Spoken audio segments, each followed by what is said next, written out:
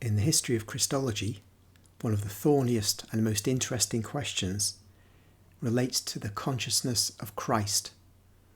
Christ, as we know, has two natures, the divine nature and a human nature.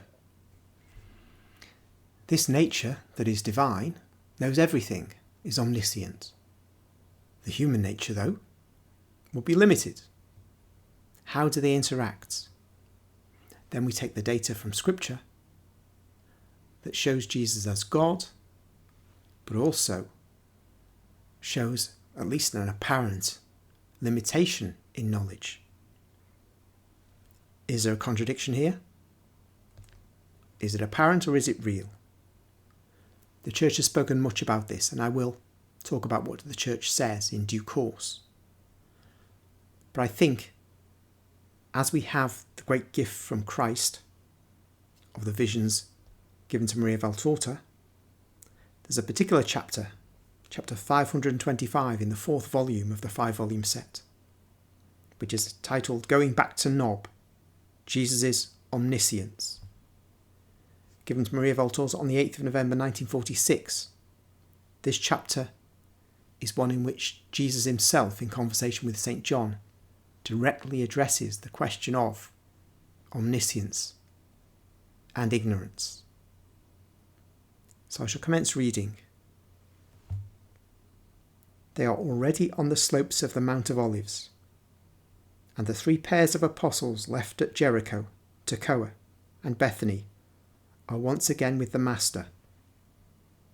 But Judas of Kerioth is still absent, and the apostles are speaking in low voices about him. Jesus is infinitely sad. The apostles have noticed that, and they are saying to one another, "It is certainly because of Lazarus. He is a broken man." And his sisters arouse so much pity. The Master cannot even stop in their house, persecuted as he is, by so much hatred.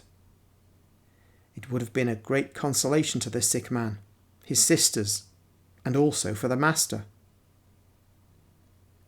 "I cannot understand why he does not cure him," exclaims Thomas. "It would also be fair.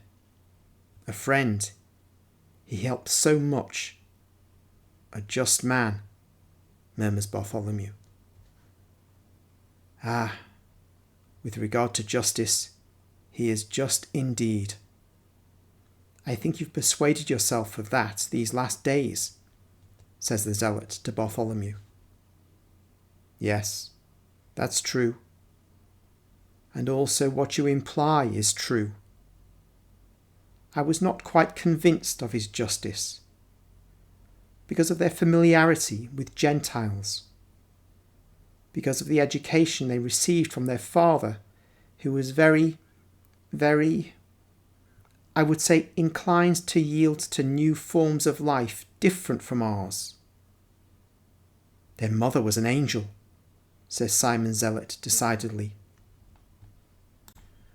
Just to let you know, there is a connection between Simon Zealot and Lazarus and his sisters, because Simon Zealot was a very rich man and he lived quite close to Lazarus' family. But Simon Zealot got into politics, and zealotry was aimed at vanquishing the Romans, and so they hunted him down, or tried to hunt him down, and he ended up in the caves with the lepers. It was the only place he could go that was safe, where the Romans would not go. But unfortunately there he contracted leprosy. And it was in the advanced stage of leprosy that he encountered Jesus. And Jesus cured him. But he still retains some of the scars of that leprosy, though he's perfectly healthy. He's quite an old apostle, and he seems to be of mixed racial heritage, part Israelite, part possibly African. I've mentioned that in another video where that is discussed. I think it's where one of the other apostles, like Peter, says he looks like he might be, say, Nubian or something like that, or Ethiopian.